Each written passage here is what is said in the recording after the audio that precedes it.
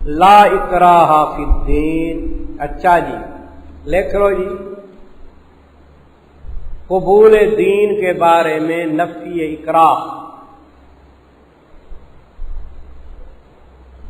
قبول دین کے بارے میں نفی اکراہ. نمبر 1، قبول دین کے بارے میں نفی اکراہ نمبر 1 مضمون. دوسرا اس کا مختصر مضمون ہے ازالہ شبہ متعلق جہاد. ازالہ شبہ متعلق جہاد. آپ کی شادی کرنا چاہتے ہیں اور 2 عورتیں دکھاتے ہیں. آپ کی شادی کرنا چاہتے ہیں، 2 عورتیں دکھاتے ہیں. ایک عورت ایسی حسین و جمیل ہے کہ اس کے حسن کا مقابلہ وہاں کوئی نہیں کر سکتا، اور دوسری عورت اتنی بدصورت ہے کہ اس کی بدصورتی کا مقابلہ کوئی نہیں کر سکتا. تو آپ کو زبردستی کس کے بارے میں کی جائے گی کہ نکاح کرو؟ حسین کے بارے میں یا بدصورت کے بارے میں؟ بدصورت. ہاں آپ کو بدصورت عورت دکھائی گئی تو آپ کہتے میں نکاح نہیں کرتا، تو ڈنڈے مار کے زبردستی آپ کا نکاح کرائیں گے بدصورت عورت کا. حسین عورت کے ساتھ اکراہ کی ضرورت نہیں ہے، اس کو خود آپ رغبت سے قبول کریں گے. میرے محترم، دلائل کے ساتھ ثابت ہو چکا ہے پہلے. ابھی بھئی توحید دلائل سے ثابت ہو چکی ہے، اس سے پہلے رسالت ثابت ہو چکی ہے. تو توحید و رسالت و دین کے بڑے ارکان ہیں. تو ان دلائل سے ثابت ہو چکا ہے کہ دین اسلام کا اتنا حسین چہرہ ہے کہ اس کے چہرے کے مقابلے اور کوئی چہرہ نہیں ہے. دین اسلام کا کیا ہے؟ اتنا حسین چہرہ ہے کہ اس کے مقابلے میں اور کوئی حسین چہرہ نہیں. اب اس کے حسین چہرے پہ خود بخود مرو گے یا تم پہ زبردستی کی جائے گی؟ جی خود بخود مرو گے، خود بخود رغبت کرو گے. اسلام کا چہرہ اتنا حسین ہے اور کفر کا چہرہ اتنا بدصورت ہے اور غلیظ ہے کہ اس کی بدصورتی کے مقابلے میں کوئی بدصورتی نہیں ہے. وہاں ڈنڈا مار کے کفر کرایا جائے گا. اب آئے گیا سمجھ؟ تو آپ عقل سے سوچیں. تو قبول دین کے بارے میں عقلاً بھی اکراہ نہیں. یہ میں نے دلیل کون سی دیا ہے؟ عقلی دیا ہے، عقلی دلیل دیا ہے. سمجھ؟ حسین چہرے کے قبول کرنے کے اکراہ نہیں ہوتا، خود رغبت ہوتی ہے. باقی آپ یہ سوال کریں کہ جہاد کے اندر تو اکراہ ہوتا ہے، جہاد میں کوئی اکراہ نہیں ہوتا. سمجھے جی؟ جہاد کے اندر کوئی اکراہ نہیں ہوتا. کیا کافروں کے سامنے آپ جاتے ہو، ڈنڈا اٹھا لیتے ہو، ان کو کہتے ہو کلمہ پڑھو، ایسے کہتے ہو مسلمان ہو جاؤ؟ نہیں.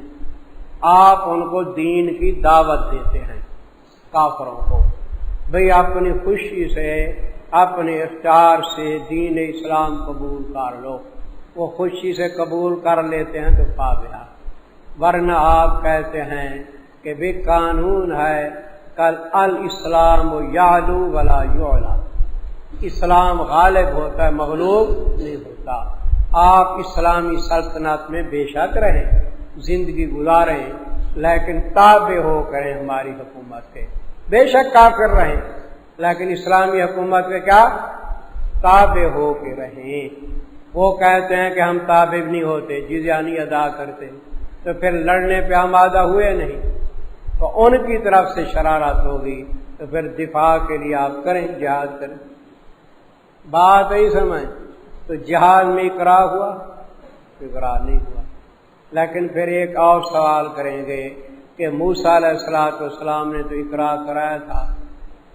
ان کے دور میں اللہ تعالیٰ نے فرشتے کو کہا تھا کہ طور پہاڑ کا ٹکڑا لے آؤ، ان کے سروں پہ. وہ مانتے ہو یا نہیں مانتے؟ پہلے پڑھا یا نہیں؟ ورفعنا فوقکم الطور. اس کے متعلق میرا عرض یہ ہے وہ قبول دین کے بارے میں اقرار نہیں تھا، دین قبول نہیں کر چکے تھے، وہ بنی اسرائیل کافر تھے کیا؟ ان کو مسلمان بنانا تھا۔ حضرت موسیٰ علیہ السلام پہ ایمان لا چکے تھے، دین کو قبول کر رہے تھے، وہ تعمیل احکام میں ہیری پھیری کرتے تھے۔ کیا؟ احکام کی تعمیل میں ہیری پھیری کرتے۔ تو تعمیل احکام کے اندر جو ہیری پھیری کرو اس کو ڈنڈے مار کے نماز نہ پڑھاؤ جی، شاگرد کو ڈنڈا مارو نماز پڑھے، بچوں کو ڈنڈا مارو نماز پڑھے۔ یہ تعمیل احکام کے بارے میں ڈنڈا تھا، قبول دین کے بارے میں نہیں ڈنڈا تھا۔ میں گیٹ کے اوپر بیٹھ جاؤں اور شہری لوگوں کے لیے ڈنڈا لے لوں، آؤ میرے پاس پڑھو، آؤ میرے پاس پڑھو، ٹھیک ہے؟ وہ کہیں گے مولوی پاگل ہے، ہم نہیں پڑھتے۔ لیکن آپ لوگوں نے داخلہ لے لیا ہے نا، تو داخلہ لینے کے باوجود روٹی بھی در کھائیں، ٹھیک ہے، داخلہ بھی لے لیں اور پھر پڑھیں نہیں تو ڈنڈا ماروں یا نہ ماروں؟ ہاں یہی چیز ہے۔ تو انہوں نے داخلہ لے لیا تھا، موسیٰ علیہ السلام کے مدرسے میں داخلہ لے لیا تھا، وہ ڈنڈا ان کو مارا گیا تعمیل احکام کے سلسلے میں۔ اب تمام خدشات آپ کے دور ہو گئے۔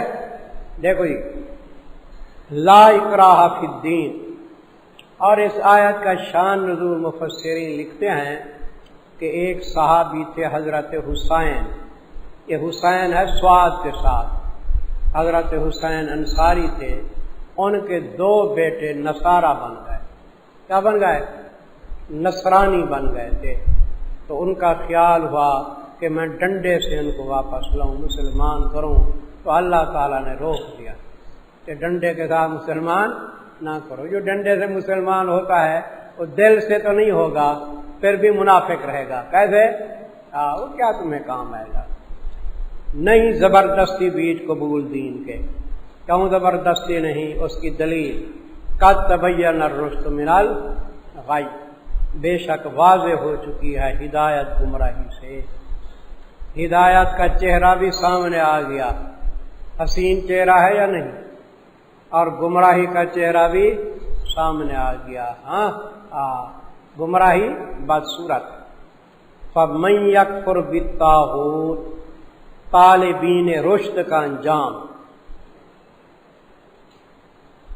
جو ہدایت کے طالب ہیں ان کا انجام، طالبین رشد کا انجام۔ فَمَن يَكْفُرْ بِالطَّاغُوتِ، پس جو شخص قطع تعلق کرے ساتھ طاغوت کے، یہاں کفر کا معنی کیا ہے؟ قطع تعلق توڑ دو، طاغوت کے ساتھ تعلق توڑ دو۔ میرے محترم، طاغوت ایک لفظ عام ہے، شیطان کو بھی کیا کہا جاتا ہے؟ طاغوت۔ بتوں کو بھی کیا کہتے ہیں؟ طاغوت کہتے ہیں۔ اس کے علاوہ ہر وہ سرکش طاقت جو حق کا مقابلہ کرے، ہر وہ سرکش طاقت جو حق کا مقابلہ کرے، وہ کیا ہے؟ طاغوت ہے۔ تمہارے علاقے کے سردار ہوں گے، تم دین پہنچاؤ گے، وہ مقابلہ کریں گے، وہ بھی کیا ہوں گے؟ طاغوت۔ گمراہ پیر بھی کیا ہوں گے؟ طاغوت۔ گمراہ مولوی بھی کیا ہوں گے؟ طاغوت۔ اور سب طاغوتوں کا بڑا طاغوت امریکہ، سب طاغوتوں کا بڑا طاغوت امریکہ، یعنی سب شیطانوں کا بڑا شیطان، سمجھے جی؟ تو طاغوتوں کے ساتھ قطع تعلق رکھنا ہے یا نہیں؟ تعلق توڑو ان کے ساتھ۔ بابا سب سے رشتہ توڑ، بابا رب سے رشتہ توڑ، سمجھے جی؟ اب طاغوت کا معنی عربی میں ذرا لکھ لو، اچھا ہے آپ کے لیے۔ الطاغوت کل ما عبد من دون اللہ، اللہ کے سوا جس کی پوجا ہو وہ بھی طاغوت ہے، معبود باطل، بت ہو گیا باقی ہو گئے۔ الطاغوت کل ما عبد من دون اللہ، لکھ لیا کل ما عبد من دون اللہ، آگے لکھو او ما صد عن عبادت اللہ، اللہ کی فرمان برداری سے جو روکے آڑے آئے، او ما صد عن عبادت اللہ من شیاطین الانس والجن، چاہے وہ انسان شیطان ہوں چاہے وہ کیا ہوں جن، سب طاغوت میں آ جاتے ہیں۔ او ما صد عن عبادت اللہ من شیاطین الانس والجن، یہ تفسیر مظہری کا حوالہ لکھو، مظہری۔ پس جس شخص نے قطع تعلق کیا ساتھ طاغوت کے اور ایمان لایا ساتھ اللہ کے، پس تحقیق تھام لیا اس نے ہلکا مضبوط، استمسکا تھام لیا ہلکا مضبوط، ایسا ہلکا مضبوط ہے کہ نہیں ٹوٹنا واسطے اس کے، اور اللہ تعالیٰ سننے والے ہیں جاننے والے ہیں۔ یہ ہلکا مضبوط یہ دین اسلام کا ہلکا ہے، خدا کی یاری۔ اللہ ولی الذین آمنوا، اولیاء الرحمن کا بیان، اولیاء الرحمن کا بیان۔ اللہ تعالیٰ دوست ہے مومنین کا، نکالتا ہے ان کو اندھیروں سے طرف نور کے۔ اندھیروں سے مراد کفر کے اندھیرے نہ لینا، کیونکہ یہ مومن ہے نا، مومن کفر میں ہے کیا؟ اندھیروں سے مراد لو شکوک، شبہات، وساوس۔ اگر ان کو کوئی شک شبہ ہوتا ہے یا کوئی وسوسہ ہوتا ہے دل کے اندر تو اللہ دور فرما دیتے ہیں نہیں؟ ظلمات کے نیچے لکھنا شکوک، شبہات، وساوس، کفر کے اندھیرے مراد نہیں ہے۔ اللہ تعالیٰ دوست ہے مومنین کے، نکالتے ہیں ان کو اندھیروں سے طرف نور کے۔ والذین کفروا، اولیاء شیطان کا بیان۔ اور جو کافر ہیں نا، دوست ان کے کون ہیں؟ شیطان ہے، نکالتے ہیں ان کو نور فطرت سے طرف اندھیروں کے۔ بھئی کافر کے بچے میں نور فطرت ہوتا ہے نہیں؟ کل مولود یولد علی الفطرت، تو نور فطرت جو تھا کافر کے بچے میں اس کو بھی ختم کر دیا، اندھیروں میں جا کے پھینک دیا، کفر کے اندھیروں میں۔ نکالتے ہیں ان کو نور فطرت سے طرف اندھیروں کے، یہی لوگ ہیں اصحاب النار، اس میں ہمیشہ رہیں گے۔ میرے محترم، اولیاء الرحمن کا بیان بھی ہوا، اولیاء الشیطان کا بیان بھی ہوا۔ اب نمونے دیکھو جی۔ پہلا نمونہ ہے جی اولیاء الشیطان کا نمونہ۔ اولیاء الشیطان کا نمونہ کہ دیکھو ابراہیم علیہ السلام کا مناظرہ ہوا نمرود کے ساتھ، تو نمرود جو ہے وہ اندھیرے میں رہا یا نور کی طرف آیا؟ اندھیرے میں رہا نا، نور کی طرف نہیں آیا، کیونکہ اولیاء الشیطان میں سے تھا۔ حضرت ابراہیم علیہ السلام کا باپ تھا آزر، وہ آزر جو تھا وہ وزیر تھا اس کا، کس کا جی؟ نمرود کا۔ اپنے بیٹے کو وہاں لے گیا، آزر نے سجدہ کیا اس کا، کس کا؟ نمرود کا۔ نمرود سجدہ کرواتا تھا نا اپنے آپ کو، خود ہی دعویٰ تھا، انا ربکم الاعلی کہتا تھا۔ ابراہیم علیہ السلام نے سجدہ نہ کیا، تو نمرود نے پوچھا تو نے سجدہ کیوں نہیں کیا؟ ابراہیم علیہ السلام کہنے لگے میں سجدہ اس ذات کو کرتا ہوں جس کے قبضے میں موت و حیات ہے، یحیی و یمیت، جو زندہ بھی کرتا ہے اور مارتا بھی ہے۔ اس نے کہا میں بھی زندہ کرتا ہوں مارتا ہوں۔ چنانچہ دو قیدیوں کو بلا لیا، ایک وہ قیدی جو پھانسی پہ لٹکانا تھا نا، اس کو قتل کرنا تھا، اس کو چھوڑ دیا، کہنے لگا دیکھو اس میں موت آنی تھی میں نے زندہ کر دیا، اور جس کی رہائی کا حکم ہونے والا تھا اس کو پھانسی پہ لٹکا دیا یا تلوار مار دیا، کہنے لگا دیکھو میں نے کر دیا۔ ابراہیم علیہ السلام نے دیکھا یہ تو بکن ہے، یہ احیاء و اماتت کا معنی نہیں سمجھتا۔ احیاء کا معنی ہے روح ڈال کے زندہ کرنا۔ ہم ماں کے پیٹ کے اندر میت تھے تو روح کس نے ڈالی؟ اللہ نے ڈالی، روح ڈال کے زندہ کر دیا۔ یہ کام کوئی دوسرا کر سکتا ہے؟ اچھا، جب ہماری موت واقع ہوگی تو روح کون نکالے گا؟ اللہ نکالے گا نا۔ باقی قاتل ماتل کا کام تو ہے قتل کرنا یا روح نکالنا۔ قاتل کو کہو ایسے آپ بیٹھے جائیں، وہ ادھر بیٹھے روح نکالے، اس کو روح نکال دیا جی۔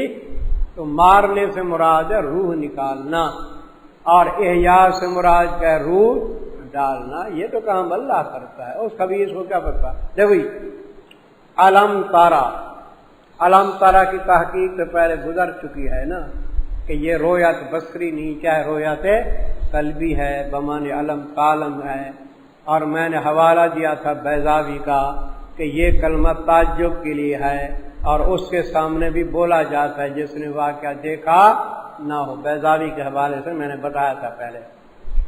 کیا نہیں دیکھا تو نے طرف اس کے، یعنی کیا نہیں جانا تو نے اس شخص کا حال۔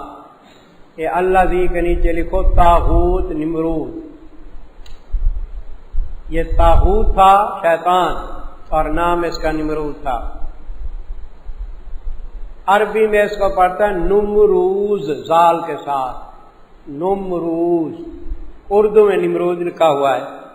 جس نے جھگڑا کیا ابراہیم علیہ السلام کے ساتھ اس کے رب کے بارے میں، لے ان آتا اللہ الملک، ان سے پہلے کا مقدر ہے لا، باوجہ اس کو کہ دی اس کو اللہ نے سلطنت کے غرور گھمنڈ میں آ کے۔ اذ قال ابراہیم، جب فرمائے ابراہیم علیہ السلام نے رب میرا وہ ہے جو زندہ کرتا ہے اور مارتا ہے۔ اس کا معنی لکھ لو کنارے پہ، زندہ کرتا ہے جسم میں جان ڈالتا ہے، روح ڈالتا ہے، یوہی جسم میں جان ڈالتا ہے، یمید جسم سے جان نکالتا ہے۔ کالا، وہ کہنے لگا انا وہی و امید، میں بھی زندہ کرتا ہوں مارتا ہوں، ایسے کیا جیسے آپ نے پڑھا ہے۔ قال ابراہیم، ابراہیم علیہ السلام نے سوچا کہ اس کو احیاء و اماتت کا معنی نہیں آتا، میں کوئی دوسری واضح دلیل دوں۔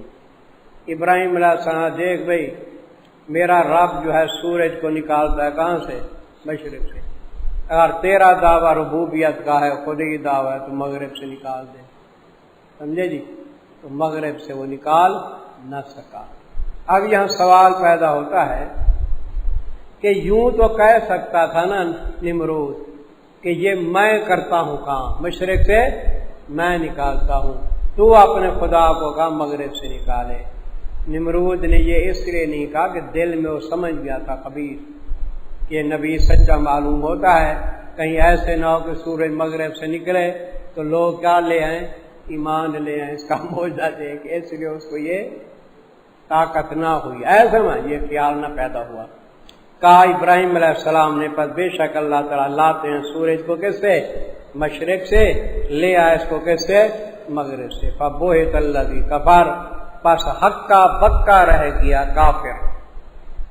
بہت منا مبہوت، ہکا بکا رہ گیا کافر، ہکا بکا رہ گیا کافر۔ واللہ لا یہدی القوم الظالمین، اور اللہ تعالیٰ نہیں رہنمائی فرماتے ایسے بے ڈھنگے لوگوں کو۔ یہاں ظالمین کا معنی یہ بڑا بہترین ہے، بے ڈھنگے، اور اللہ تعالیٰ نہیں رہنمائی فرماتے ایسے بے ڈھنگے لوگوں کو۔ بے ڈھنگا تھا نا، ضدی تھا، انادی تھا۔ یہ اولیاء و شیطان کا نمونہ آ گیا جی۔ اب اولیاء اور رحمان کے دو نمونے آ رہے ہیں۔ او کالذی مر علی قریۃ، اولیاء اور رحمان کا نمونہ نمبر 1۔ میں نے پہلے عرض کیا تھا کہ بنی اسرائیل نے جب کتاب تورات پہ عمل چھوڑا نا تو مصائب کے اندر گرفتار ہو گئے، سمجھے جی؟ جالوت نے ان کا رگڑا نکالا پہلے، اس کے بعد بخت نصر بادشاہ تھا بڑا ظالم، وہ مسلط ہوا ان کے اوپر۔ بخت نصر نے تو یہ ایسا کیا نا، تاریخوں کے اندر دیکھو، بیت المقدس کو ویران کر دیا، سارے شہر کو، مسجد گرا دی، مسجد اقصی کو، سمجھے؟ اور بنی اسرائیل کو گرفتار کر گیا اتنی تعداد کے اندر جیسے کوئی آدمی بھیڑ بکریوں کو ہانک کے لے جائے نا، ایسے ہانک کے لے گیا بنی اسرائیل کو۔ ان میں شہزادے بھی تھے، ان میں عام آدمی تھے، ان میں کچھ ایک دو نبی بھی تھے، حضرت عزیر علیہ السلام بھی ان کے اندر تھے۔ تو جب حضرت عزیر علیہ السلام رہا ہو کے آئے، یہ عراق لے آئے، بابل کی طرف لے آیا، رہا ہو کے آئے واپس، تو گدھا کے اوپر آپ سوار تھے اور ان کے ساتھ کوئی انجیر بھی تھے کھانے کے لیے، اور پھل بھی ہوں گے، اور پینے کے لیے انگور کا شیرہ وغیرہ تھا۔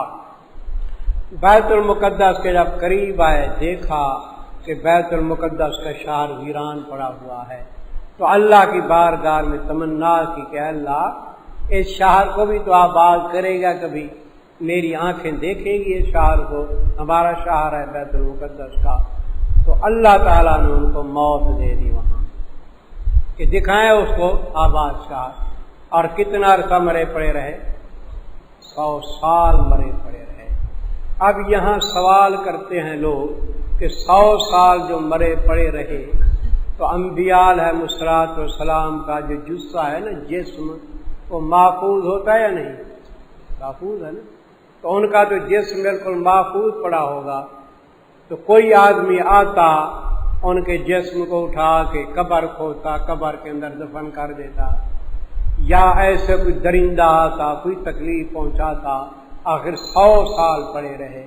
تو تمام تفاسیر والے لکھتے ہیں کہ روح المانی کا حوالہ میں نے لکھ دیا ہے، قد آپ نے لکھنا نہیں صرف سننا ہے، قد مانع اللہ تعالی من السبا والطیر ومانع العیون ان تراہ، اللہ تعالیٰ نے ان کے جست مبارک کی ایسی حفاظت کی کہ مرد وہاں سے گزرتے تھے ان کو نظر نہیں آتے تھے، گزرتے تھے انسان لیکن ان کا جست اطہار نظر نہیں آتا تھا کسی کو، نہ درندوں کو دکھائی دیتا، نہ پرندوں کو دکھائی دیتا، ہوائیں آئیں وہ اثر نہیں کرتے تھے، دھوپ وغیرہ کوئی چیز اثر نہیں کرتی تھی۔